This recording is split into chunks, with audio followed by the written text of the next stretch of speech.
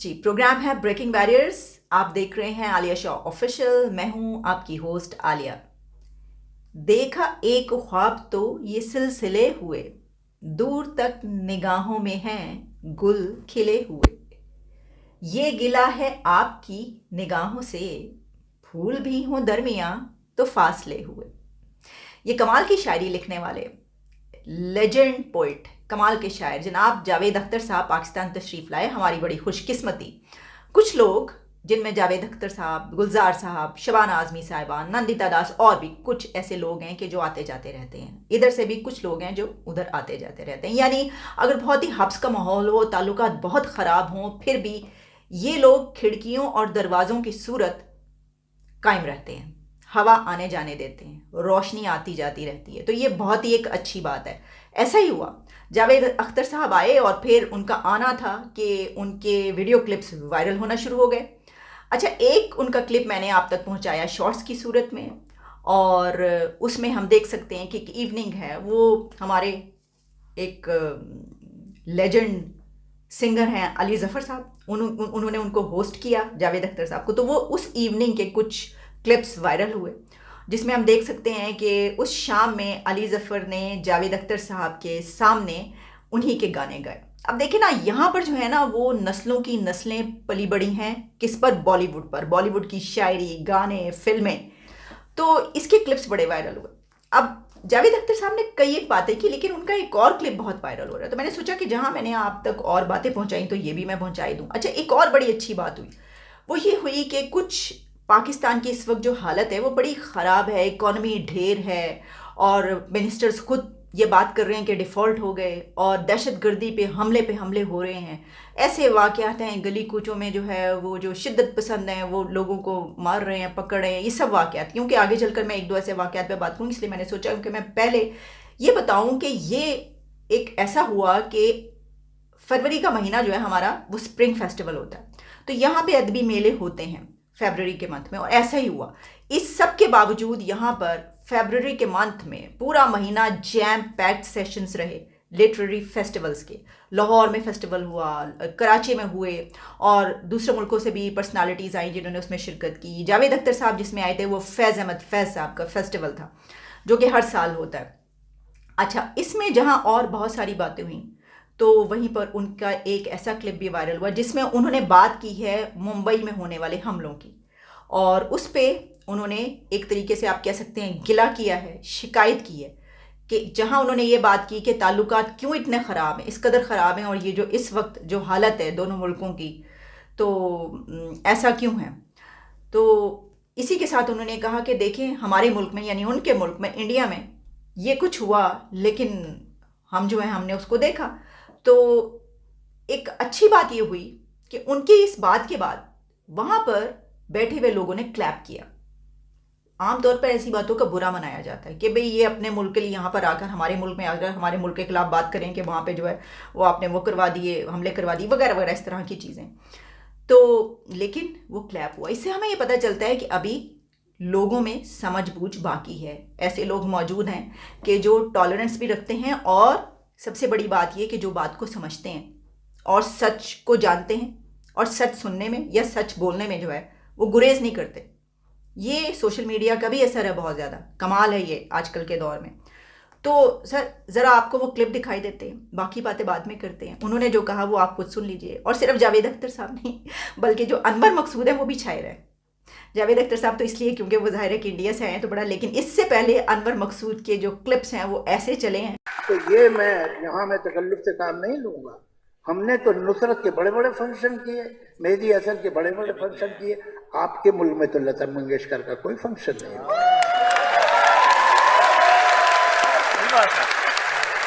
तो हकीकत ये है, चलिए अब हम एक दूसरे को इल्ज़ाम न दें, उससे सॉल्व नहीं होगा। ये अहम बात ये है कि ये जो आजकल इतना गर्म है फिजा, वो कम होनी चाहिए। हम तो बम्बई के लोग हैं, हमने देखा हमारे शहर पे कैसे हमला हुआ था।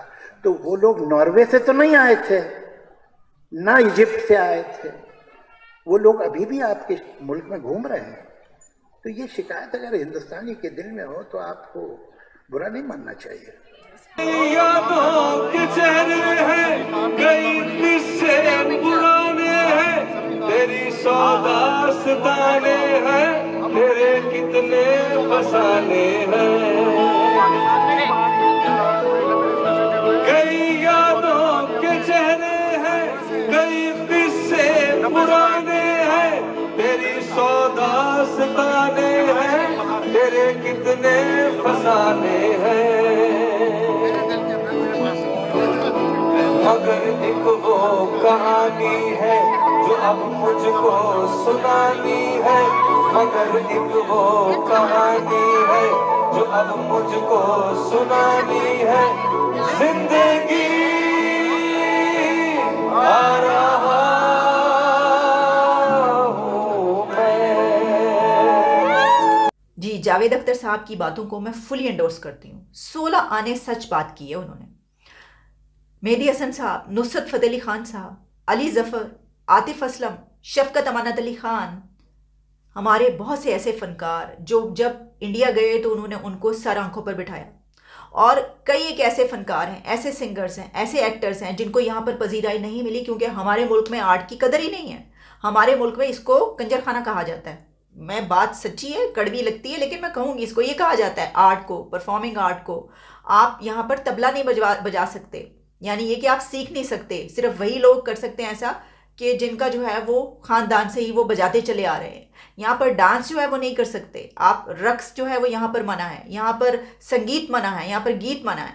तो इस आर्ट को पाकिस्तान के कई एक जो लेजेंड्स हैं उनको लेजेंड्स बनाने में इंडिया का बहुत बड़ा रोल है। और वहाँ पर ये एक ओपननेस पाई जाती है कि अगर यहाँ से जब फनकार जाते हैं तो वहाँ पर जाकर उनको बड़े अच्छे किरदार भी मिले और उनको अपनाया गया, एडॉप्ट किया गया, वहाँ से वो ऊपर बढ़ते चले गए। ये बात गलत नहीं है, जो बात सही है उसको कहना चाहिए। उन्होंने यही बात की है, उन्होंने सिर्फ 1 या 1.5 लाइन में वो बात की है जिसको अब मैं ज़रा थोड़ा सा उसको एक्सप्लेन कर रही हूँ। तो हमारे यहाँ ना मसला क्या है, पता क्या है कि ये जो एक माइंडसेट है कि जिसमें हम देखते हैं कि ये बात कही जाती है कि वहाँ पे अगर कुछ ऐसा होता है तो हम कहते हैं कि देखो हमारे फ़नकारों के साथ ये किया। अरे भाई, आपके बहुत सारे फ़नकारों को बनाया भी तो उन्होंने है, जिनको आपने एक्सेप्ट नहीं किया था उन्होंने एक्सेप्ट करके आसमान पर बिठा दिया, ऐसा भी तो हुआ है। लेकिन इसी के साथ उन्होंने जो एक और बात की वो है मुंबई हमलों वाली बात, जिसमें उन्होंने कहा कि हम जानते हैं हम वहाँ पर मौजूद थे, और फिर खुल के साफ साफ उन्होंने कह दिया है कि आपके मुल्क में वो लोग जिन्होंने वो हमले किए आपके मुल्क के अंदर मौजूद हैं। अब आप इसको माने ना माने, इसके ऊपर आप डिबेट करें, बहस कर लें, आप कुछ भी कर लें, जो बात उन्होंने कह दी है और वो वायरल हो रही है जनाब। तो हम भी इसी तरह की बातें करते हैं, हम भी ऐसी बातें करते हैं जो बहुत ज़्यादा बुरी भी लगती हैं लोगों को। लेकिन ये बहुत ही अच्छी बात ये हुई कि वहाँ पर बैठी हुई ऑडियंस ऐसी ऑडियंस थी, उनके अंदर इतनी अवेयरनेस थी कि उन्होंने इस पर क्लैप किया। अच्छा, अनवर मकसूद साहब ने भी कुछ बातें की। कोई गरीब नहीं है पाकिस्तान में, एक आदमी गरीब नज़र नहीं आता, न सड़कों पे, न गांव में, न देहातों में, सब अमीर हैं। पाकिस्तान पे कर्जा नहीं है, एक आने का कर्जा नहीं है। जो पैसे हमारे दिए मिले हैं हमें वो तोहफा है, और गिफ्ट को कर्जा नहीं कहते। बिला वजह अखबारों पे और सब पे तकरीरें होती हैं कि हम कर्जे में दबे हुए हैं। पाकिस्तान की फ़ौज दुनिया की बेहतरीन फ़ौज है। उनके पास घर नहीं है रहने को, फिर भी वो वतन की हिफाजत कर रहे हैं।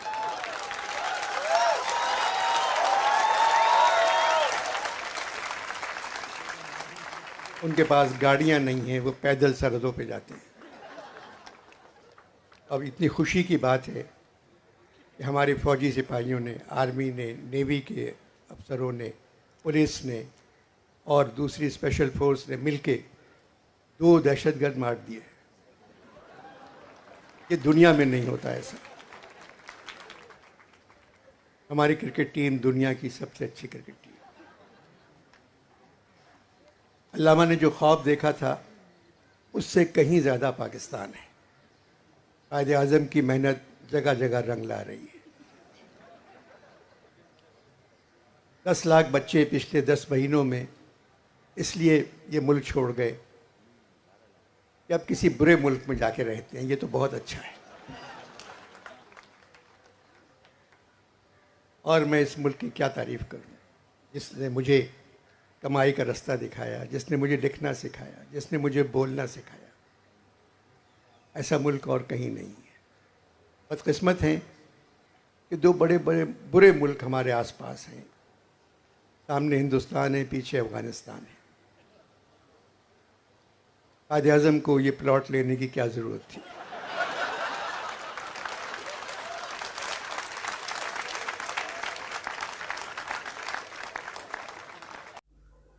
तो सही तो कह रहे हैं अनवर मकसूद साहब। जिन्ना साहब को चाहिए तो कहते भाई ये तो पहले ही इतने जुल्म और सितम हम पे ढाए, तो हम तो इस मुल्क के साथ हम नहीं रहेंगे। हमें हमसाए के तौर पर भी ये मुल्क नहीं चाहिए। हमें आप कोई स्विट्ज़रलैंड में दीजिए प्लॉट, या फिर आप हमें कहीं फ्रांस या पेरिस में जाके कोई प्लॉट दीजिए हमें, या फिर वो ये कहते कि जर्मनी और जापान के साथ दे दीजिए। जर्मनी और जापान, आपको पता है इमरान खान साहब ने जिस तरीके से कहा था जर्मनी और जापान की सरहदें मिलती हैं, तो जिन्ना साहब भी कह देते कि हमें जर्मनी या जापान के साथ दें प्लॉट, हमें यहाँ पे प्लॉट नहीं चाहिए। अब प्लॉट यहाँ पे ले लिया तो हमसाए का क्या करें?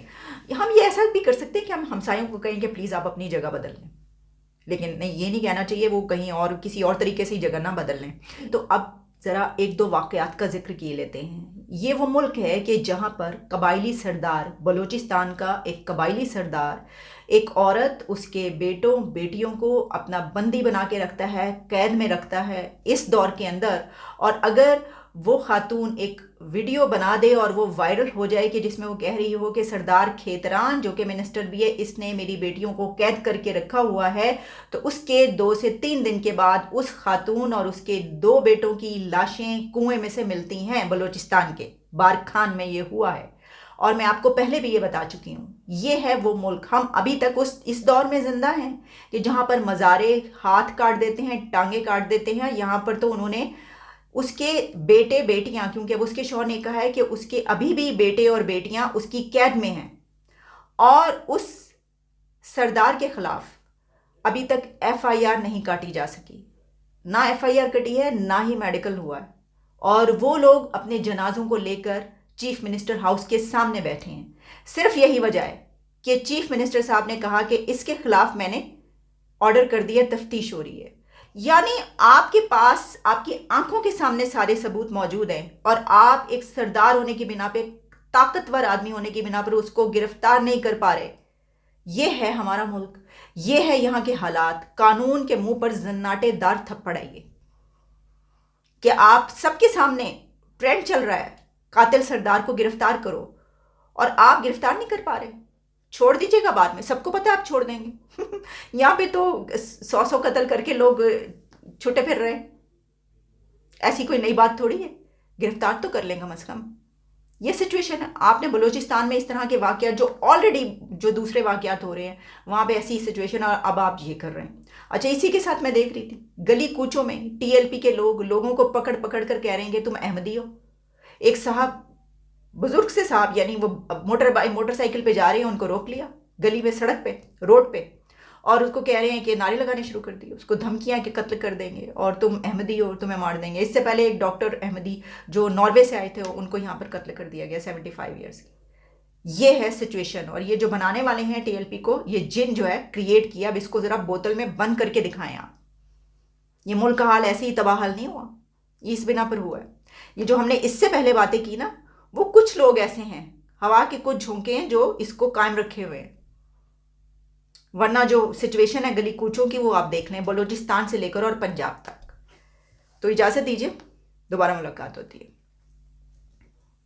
देखते रहिए, keep watching and stay tuned.